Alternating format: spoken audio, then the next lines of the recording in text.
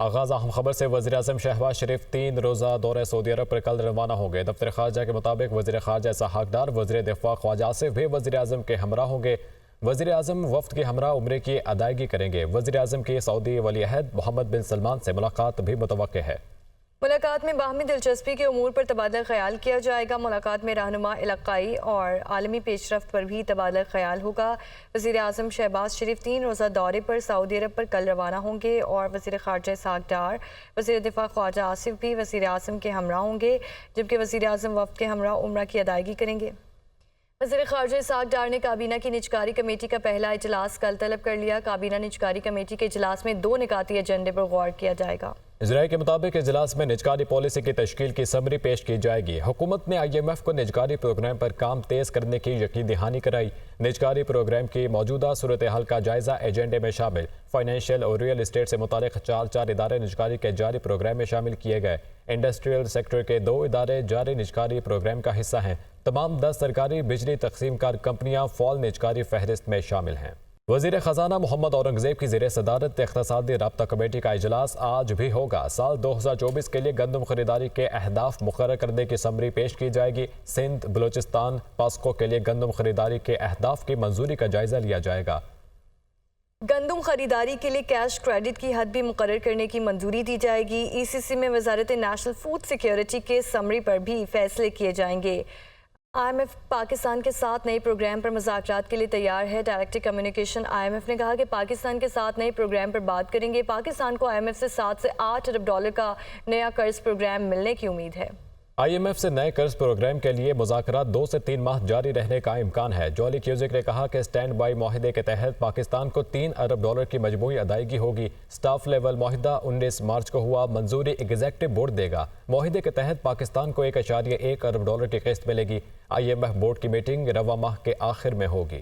اور Lahore high court کے justice علی باقر نجوی کو بھی مشکوک خط موصول۔ ذرائع کے مطابق لاہور ہائی کورٹ کے ججز کو ملنے والے مشکوک خطوط کی تعداد 6 ہو گئی ہے۔ جسٹس علی باقر نجوی کو ملنے والے مشکوک خط CTD کے حوالے کر دیا گیا ہے۔ لاہور ہائی کورٹ کے جسٹس علی باقر نجوی کو بھی مشکوک خط موصول ہوا ہے۔ ذرائع کا کہنا ہے کہ لاہور ہائی کورٹ کے ججز کو ملنے والے مشکوک خطوط کی تعداد 6 ہو گئی ہے اور جسٹس علی باقر نجوی کو ملنے والے مشکوک خط CTD کے حوالے کر دیے گئے ہیں۔ اپڈیٹ کر رہے ہیں ہم خبر سے، لاہور ہائی کورٹ کے جسٹس علی باقر نجوی کو بھی مشکوک خط موصول ہوا ہے اور مشکوک خطوط کی تعداد 6 ہو چکی ہے۔ لاہور ہائی کورٹ کے ججز کو ملنے والے اور جسٹس علی باقر نجوی کو ملنے والا مشکوک خط CTD کے حوالے کر دیا گیا ہے۔ اور وزیر اعظم شہباز شریف کی زیر صدارت ملک میں امن و امان کی صورتحال سے متعلق اجلاس۔ ملک سے دہشت گردی کے خاتمے تک اس کے خلاف جنگ جاری رکھیں گے۔ وزیر اعظم شہباز شریف کی انسداد دہشت گردی کے لیے صوبوں میں تعاون بڑھانے کی ہدایات۔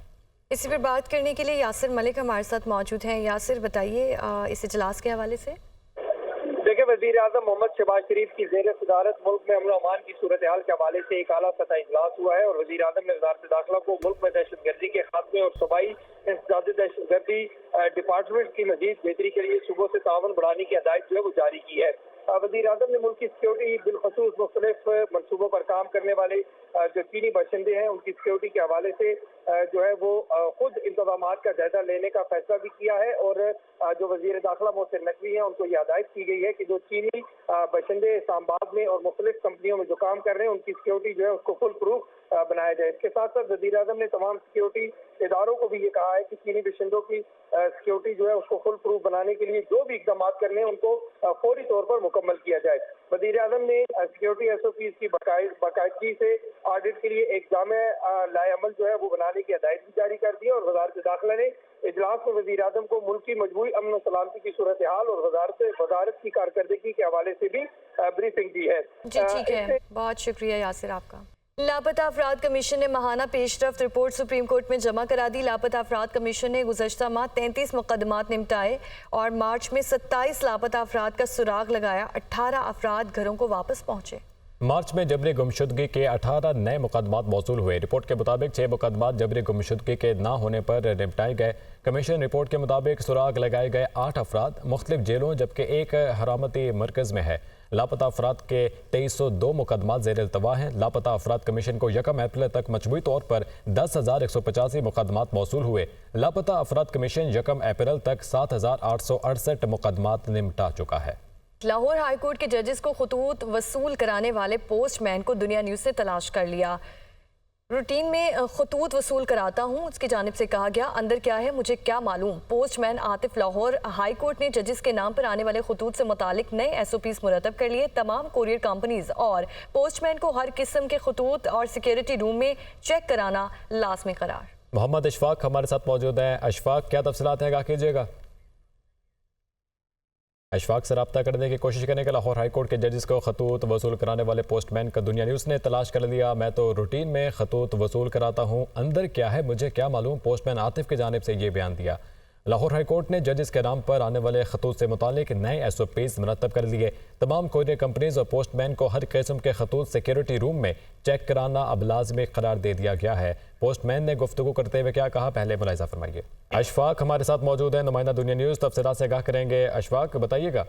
جی بالکل، لاہور ہائی کورٹ کے 6 ججز کو دھمکی امیز خطوط موصول ہونے کے بعد لاہور ہائی کورٹ نے اس حوالے سے SOPs مرتب کر لیے ہیں کہ آئندہ کسی قسم کے خطوط لاہور ہائی کورٹ میں آئیں گے، پوسٹ مین لے کر آئے گا تو اس کے لیے ایک گیٹ مختص کیا گیا ہے اور چرچ گیٹ کو مختص کیا گیا ہے، اور وہاں پر DSP مکمل چیکنگ کے بعد خطوط کو لاہور ہائی کورٹ کے ججز کے پاس بھجوانے کی اجازت دے گا۔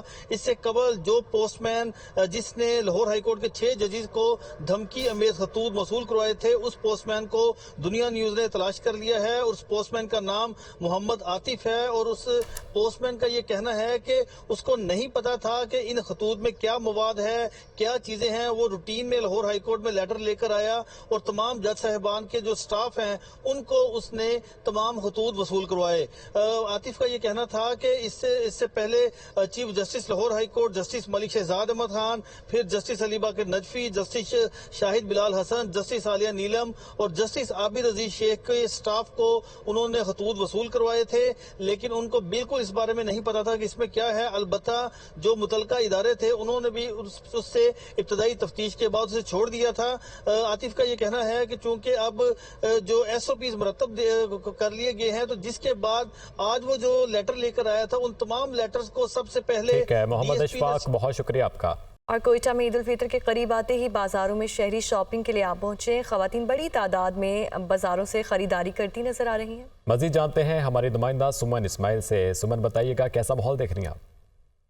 بالکل، عید الفطر میں چند روز ہی باقی بچے ہیں اور کوئٹہ شہر کے تمام بازاروں میں شہریوں کا جمع غفیر جو ہے وہ نظر آتا ہے، اور شہر بھر کے بازاروں میں خواتین اور بچے جو ہے وہ شاپنگ کرتے، عید کی تیاریاں کرتے نظر آ رہے ہیں۔ کہیں خواتین جو ہے وہ چوڑیاں اور مہندی لیتے ہوئے نظر آتی ہیں، تو کہیں جوڑے اور میچنگ کے جوتے۔